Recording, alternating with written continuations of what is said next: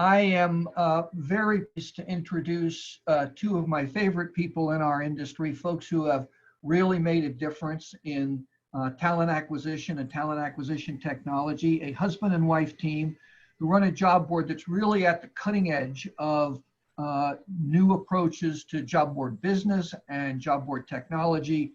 So live from Minneapolis, Minnesota, please join me in welcoming Faith ROTHBERG and Stephen ROTHBERG. Wow, Peter, thanks for that introduction. That was very kind. We are actually live right now, so I wanted to remind everybody that if they have any questions, there's that Q&A tab on the bottom of Zoom, and it would be great for you to ask questions. Stephen and I are happy to answer them. Where did our presentation go?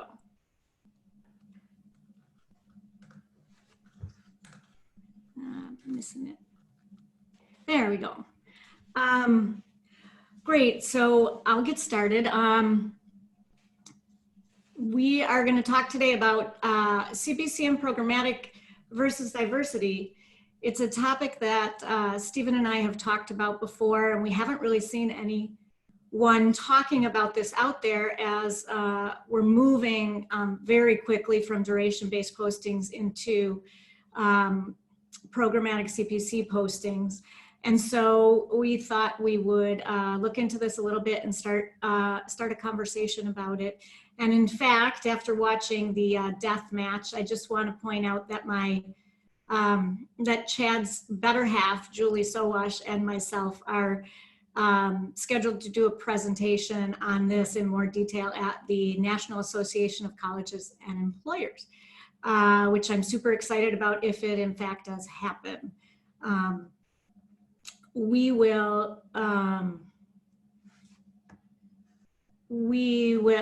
I will start by going through the agenda. Today, what we're going to talk about is what's College Recruiter. So you guys who are out there and don't know us know what we do. We're going to talk about why should we care about diversity? Why should people out there care about diversity? How CPC and programmatic differ, because they're not the same thing, although people use that interchangeably sometimes. And how we compare that with what happens with diversity when you're strictly running CPC programmatic jobs. And then we will talk about what some solutions are to getting around the problem. All right, next slide, Stephen, please. So just quickly, we're going to give you my information and Stephen's information on this slide and the next slide so that anybody can reach out to us, connect with us on LinkedIn, Twitter, or just email us if you have any questions. I'm the CEO and Stephen is the president and founder. Stephen, go ahead and give your information as well.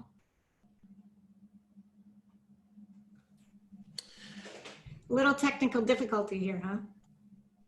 Yeah, I'm sorry. I was just I'm just getting chats from the organizers, and it seems like some can see the presentation properly and some can't.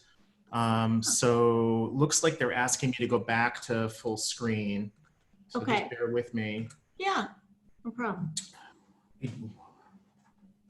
Okay, and okay. Now they're saying looking good. Okay, there we go. All right. We'll go with that presentation mode. So I'm Stephen ROTHBERG. I'm the president and founder of College Recruiter. And Faith is going to take the lead on the beginning of the presentation, and then I'm going to take us home with the last part. Sounds good. And just notice Stephen's picture. He did a nice COVID-19 self haircut. I love it. It's all in style right now. All right, great. So just a little bit about who we are. At College Recruiter, we believe that every student and recent graduate deserves a great career. We're a job search site for students and grads to find employment 0 to 3 years out, through 0 to 3 years of experience. We help over 2.5 million users a year and candidates a year. And we have at any given time 500,000 plus part-time, seasonal, internship, and entry-level jobs on our site. And we are a publisher and have a network of sites. Why should we care about diversity? Well, it's not just about your skin color. It's about a lot of other things. It's about whether you're military, what kind of socioeconomic background you're from, what sexual identity, gender, people with disabilities, and the list goes on and on. And there are studies out there that tell us why we should care about this. Basically, there is study after study that shows that a diverse workforce is far more productive than a homogeneous workforce. Stephen, go ahead from here.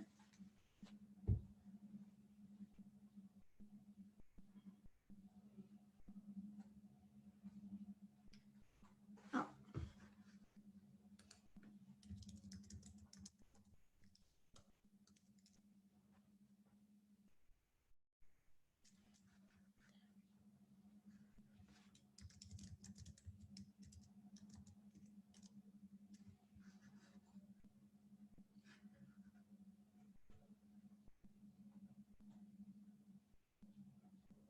Stephen. Hey, you're muted. Thank you. Sorry about that. Over. Sorry about that. Yeah, I had it muted because I was typing about the way that the video was showing up or that the slides were showing up. So, so College Recruiter gets job postings in a few different ways. And the ways that we've been getting those postings have led us to sort of identify this as being a potential problem. And we're grateful to Peter and Pete Weddle from TAtech to allow us to have the time to bring this issue to the floor, and hopefully as an industry we'll be able to get better at this. So the issue that we see is that the way that cost per click advertising and programmatic ad distribution have been implemented so far in the job board world is really at odds with how employers are trying to improve their diversity hiring practices.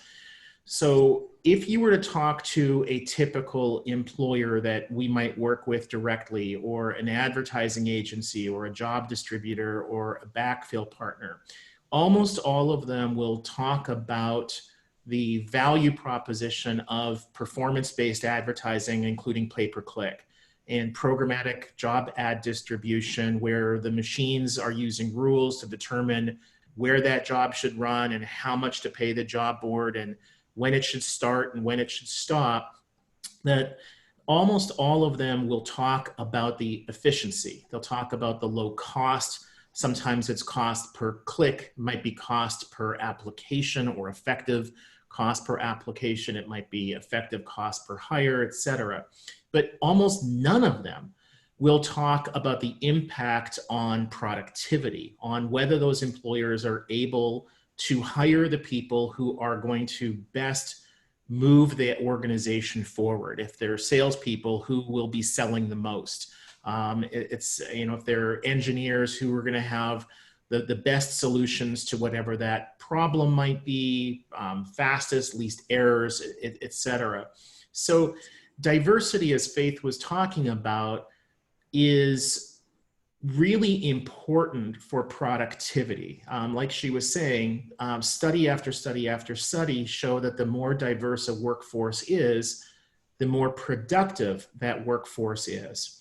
But when you're just chasing after the lowest cost per click, the lowest cost per application, the lowest cost per hire, you're not looking at productivity at all. You're not looking at which of those clicks, applications, hires are likely to turn into the most productive employees.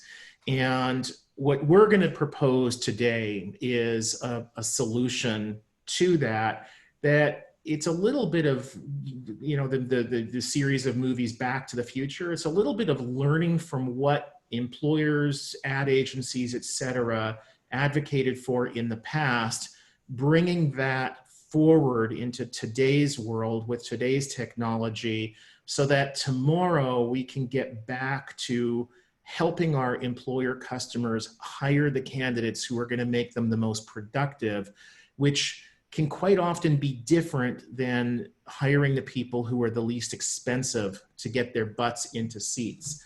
So College Recruiter a couple of years ago completed a successful migration from being primarily duration-based, meaning that employers would pay to post a job for 30 days, or they might sign up for what we called an all-you-can-eat package, an unlimited package.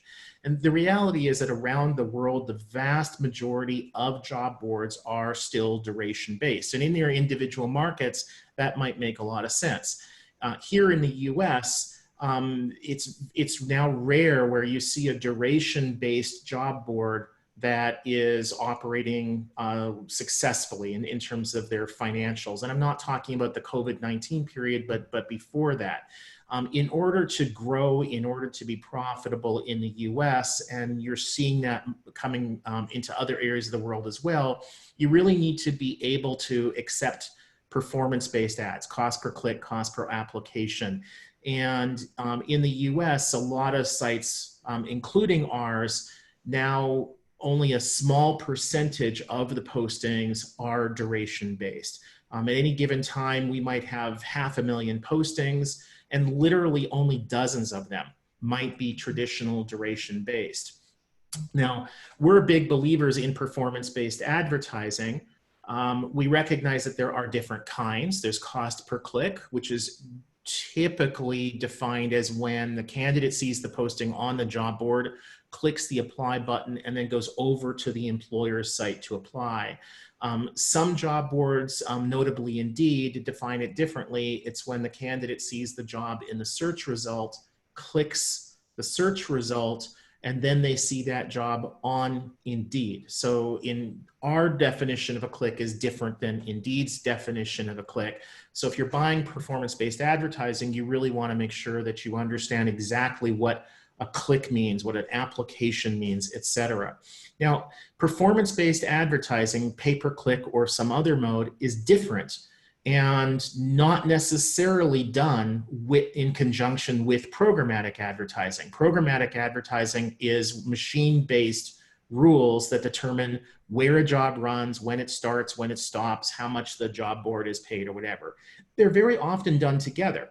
When we get a feed of jobs from an employer, an ad agency, a job distributor, that feed, we process that programmatically. And our advertiser, our customer, is likely doing the same thing. And that feed contains the CPC, what that customer is willing to pay us per click. So for us, the two are almost always done at the same time, but it doesn't have to be. You could, for example, have an employer sending jobs to, say, LinkedIn. That employer might have 200 requisitions or job postings open on their site at any given time, and they may have 5 slots with LinkedIn. They can use programmatic technology to determine which of the 200 postings should run at any point in time in those 5 slots. That programmatic engine might discover that the hourly roles that employer has perform the best on Monday, Tuesday, Wednesday, and the salaried roles perform best Thursday through Sunday, and so they'll switch them up. The programmatic engine might be able to look and say, okay, this job typically requires about 15 applications to fill, and so we're going to stop distributing it to LinkedIn once we've hit 20 applications or 25 applications, just to be safe. So programmatic is a complement to performance-based advertising, but they are two different things. So again, you'll sort of see those being used separately. They're often used together. Now, the conflict between CPC and other performance-based advertising and programmatic and diversity, that conflict really comes from the performance-based and programmatic advertising or job distribution's emphasis on efficiency, lowering costs, and diversity's emphasis on improving productivity. Ideally, you'd have both, right? You'd post a job, get a diverse applicant pool, and have that come in at a low cost. But the way that programmatic advertising is being done today really doesn't take diversity into account. What tends to happen is that employers will use a job distribution company, or a job board will. We use ClickCast, for example, to send our jobs to our publishers. We have hundreds of college career service offices, hundreds of college newspapers, and other career sites that run our postings. And those candidates then come to College Recruiter. We send them right over to the employer's site to apply. That whole process through ClickCast is designed to look for the lowest cost.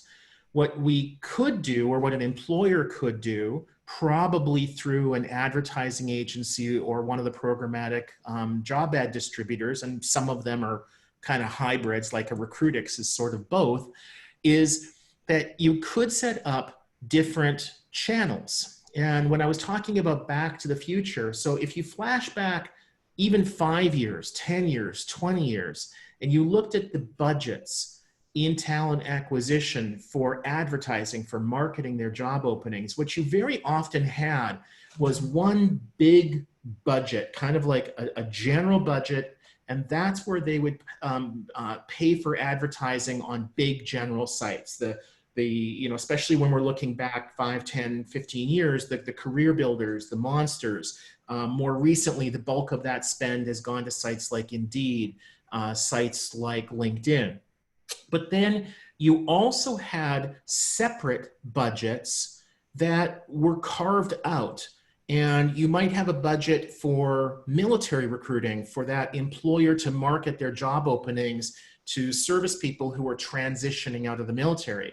In our world, in the college and university recruiting world, you might have a separate budget for that, so that the internships, the jobs that are best suited for new grads, those would be managed by that university relations department within that employer. And that would often be a separate budget for that function of TA, talent acquisition, and it would often have a separate budget. What we're proposing is that we go back to that. We combine the best of the CPC and performance-based advertising with the pay per performance, with the diversity. So you could have a scenario like employers did 5, 10, 15 years ago, where I call it church and state. You've got your big general budget, and then separate budgets that really are independently managed by the employer or the ad agency.